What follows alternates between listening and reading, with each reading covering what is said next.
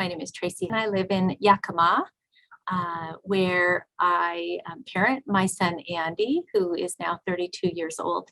Andy was diagnosed with cerebral palsy when he was 11 months of age.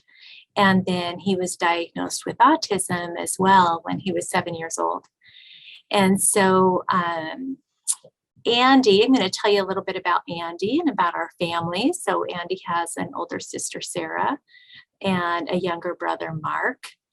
And he was actually born in Oregon. We moved to Yakima, which is our hometown, to be closer to family because we needed some extra support. As Andy got older, I realized that we needed a lot of extra support. He is a joy, but he also, his disability requires a lot of extra supervision, and he needs a lot of care and support. So let's see, when he was young, it was interesting. I hadn't even learned about developmental disabilities. He was about 7 or 8 when another parent asked me if I knew about DDA. It was DDD at that point, but had asked me if I knew about DDD and how I could access possibly some additional caregiving support for him because I was trying to work. I was trying to care for my other kids. I was a single mom at that time. It was a really challenging time. And I hadn't heard about DDD. And so I applied, and Andrew was eligible for services. And so at that time, we were able to start accessing some in-home care, which was incredibly helpful. We were very fortunate in that we had very reliable caregivers, had one for many years, and then a second for many years. One challenge that we face that I know other parent caregivers face is that when paid caregivers are out sick or need to take a vacation, we're left with no one. So I didn't have any backup. And so when our caregiver would go on vacation or again be out sick, we had no one to step in and take their place and help care for my son. That was really challenging. Thankfully, I have had a very, very accommodating employer. I've worked for a local hospital in Yakima for nearly 25 years and have been very appreciative of the support and accommodations that have been provided so I can care for my son and my family and be supported in my work as well. So at any rate, as Andy aged, his needs became a little bit greater. He, of course, got bigger, and he is now a pretty big guy. He's 6 feet tall and weighs over 300 pounds. And he is in supported living. When he graduated from high school, I realized that there were just not enough hours to support him while I was working. And so we needed to transition to supported living. So I had a little more stable caregiving support. That was a challenging time because I felt like I wasn't necessarily ready for that. He was 21 or 22, but it was the only way I was going to be able to continue to work full time. So I wasn't getting the level of care. He wasn't getting the level of care he needed otherwise. And with supported living, of course, when a staff person is out sick or takes a vacation, there's someone else to step in. So that has been really helpful. We have kind of a unique situation in that Andy has an apartment in the lower level of our home, and he has caregivers from 5:30 in the morning till 9 at night. And then I provide his overnight care. And that has worked pretty well. If I'm going out of town, I've been able to give notice and have overnight care provided. Andy's a level 5 in the supported living world, which means he requires 24-hour support. And so that, is challenging, especially I think through the pandemic. We've had times when we had a shortage of caregivers. The agency had a shortage of caregivers, and I know that's been a challenge across the state and across the country, really, that there's a shortage of the workforce.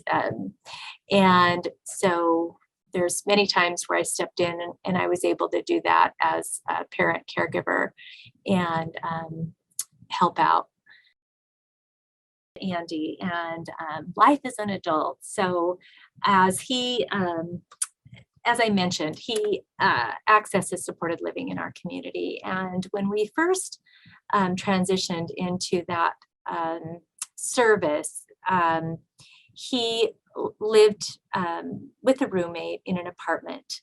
And that wasn't 100% successful. And so we decided to make some changes in that arrangement and moved him into our home, where he has a wonderful little basement apartment. He can come and go with his providers. It's fully contained with a laundry room and, of course, kitchen and bathroom, and it's really a great little apartment. So that has worked out really well. He has a caregiver with him, one-on-one support. He doesn't have a roommate, and that actually is okay with him because he wants to be out and about and going and doing things in the community. And previously, when he had a roommate, the roommate, really didn't want to be out and about and enjoying the same things that Andy enjoyed. So that made it challenging for the caregiver, for sure, who was really divided between, how to manage that, how to maneuver that between two clients that had very different interests and needs. So at any rate, Andy has this apartment in our house, and that took some negotiating to, make that model work, and a little bit of sacrifice, honestly. But for now, it's working well for me, and I think it's working well for the agency. We definitely still have challenges, but overall, I think it's been a really positive model. We've had great caregivers. One challenge, I think, is Andy's a level 5 and it's a supported living world. There's that's the highest level. And so staff, when they come to work for supported living, they basically can choose whether they work with a individual who is a level 5 like Andy, or perhaps a level 2 who needs very little support, but they choose. And so that's a challenge for us, to attract staff who want to work with a level 5, want to work with my son, who has some significant needs and some significant behaviors, and some challenges around communication. And so that's one challenge, I think, in the supported living that we receive. And then also the amount of training. Andy's a level 5, but staff don't necessarily get any greater training to work with him than perhaps a level 2 individual. And so I think those two things are interesting and worthy of noting, that, in order for us to attract and retain qualified staff, they need to have the support, training, and then frankly, the compensation to work with my son, so that we can attract some qualified caregiver staff. And we have a great team of staff right now. I'm super happy with them, and Andy is doing well with his staff. So that's been really great. I think in my role, in my work in Yakima, I work with a lot of families, actually. I work in the developmental disability world, supporting families, raising children with developmental disabilities. And I see over and over again parents who are caregiving for their kids, and they wouldn't have it any other way, but they are tired and they are stretched very thin. And we talk a lot about self-care and supporting the parent caregiver. And I hear often from parents that they just, that's not even a concept that they can think about, because they have zero time and they have zero energy to do anything for themselves. And they really need our support and our attention because they're burning out. I think through the pandemic has been especially difficult because of that shortage of caregivers, and families also just, struggling with having people in their home, and with the virus, and caregivers who may or may not wear masks, kids that may or may not wear masks. And so I think that's been a challenging time as well for our families, just navigating all that the pandemic has brought and still trying to access care for their kids. So I just wanted to touch on the fact that we live in Yakima, which is rural, and it's central Washington, and resources here are limited. So supported living agencies, supported employment agencies, those kinds of services, we don't have a ton of choices here. And we have certainly felt that, and I know other families feel that. And we're thankful for what we do have, but we have very limited options. Behavioral support as well, for families that have kids with autism or behavioral challenges, that is quite challenging. We have families that sometimes travel, to the west side, 2.5 hours for specific kinds of support. We're fortunate to have a facility in Yakima called Children's Village that provides multidisciplinary and specialty care to children with developmental disabilities. But certainly for adults with disabilities, our resources are very limited. And I also wanted to loop back around caregiver training, again, for adults with disabilities. So the kind of training that's provided for Andy's staff is fairly limited, and there's not a focus on working with individuals with autism or behavioral disabilities. And that, frankly, is what's needed. When you work with my son, you need to understand that his behaviors are associated with possibly something related to the environment or his inability to communicate his needs. And staff don't necessarily come in knowing how to support him through that. And so we can burn out staff actually pretty quickly. In the past, we had someone come in and work to develop a positive behavior support plan for Andy and train staff, and that was very helpful, but that took a lot of advocacy. That's not something that happened naturally or easily. So staff working with adults need specific training to work with adults, especially with behavioral disabilities. Because I'm close by, I'm upstairs, I am handy and can be available if there's a need. And so I am providing on-the-job training all the time. And I'm happy to do that, but I fear, and worry about the day that I'm not easily accessible. Honestly, I don't know what that looks like, because I am so involved at this point in his ongoing care and ongoing training of staff. I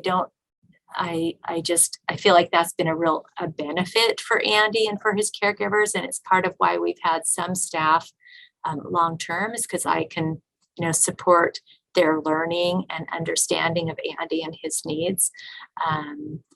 But I think that's a real need for staff, and that compensation piece as well, to be paid a wage that, encourages them to stay in the position and continue to work with individuals with disabilities, because it's so very rewarding. My son is a great guy. He has taught me a lot about life, like the important things about life. And I'm, so grateful for that. He's my first and best teacher. And he's first and best teacher for those that have the privilege of spending time with him. If you spend time with him, you really realize how much joy and love for other people he has. He has no judgment, and everybody is his friend, which I love that about him. And so anyways, he's a joy. And I think caregivers really, after they spend time with him, really learn to love and appreciate him for who he is. And learn that the behaviors that, the challenging behaviors that he has are part of who he is, and, support him through that. So that's been an important part of our journey. This is my son, Andy. Can you say hi, Andy? Hi. Andy is 32 years old, and Andy plays Special Olympics, and he's getting ready for a big soccer tournament this coming weekend. And we'll see. So we've been talking a lot about the soccer tournament. Yeah. He's super excited about that. Yeah. Andy loves sports. He loves to play sports and watch sports. What kind of shirt are you wearing right now? Mariners. You like the Mariners? Mariners game. Madison. Okay, well, Andy's going to tell you right now that we just lost one of his favorite caregivers, and her name was Madison. He loved Madison, and she did so well with him, but we only had her for 2 weeks. And that honestly is one of our biggest challenges, is retaining qualified staff that can work with Andy, staff that enjoy. I know that you were sad to lose Madison. So that is one of our challenges, is attracting and keeping consistent staff. I've been a single mom most of Andy's life, and being able to have consistent qualified staff or caregivers to help Andy live the life he wants to live has been a real challenge. And often mom fills in the gaps when we don't have staff, when staff call out sick or aren't able to work. I appreciate the care that we do have, but I think more advocacy is needed around attracting, retaining qualified caregivers, and paying them a wage where they can thrive and they can lead their own lives that are full and a good quality of life for caregivers. So I think that's going to be really important as we continue to move forward in our state with making sure that adults with developmental disabilities have the care and the support that they need.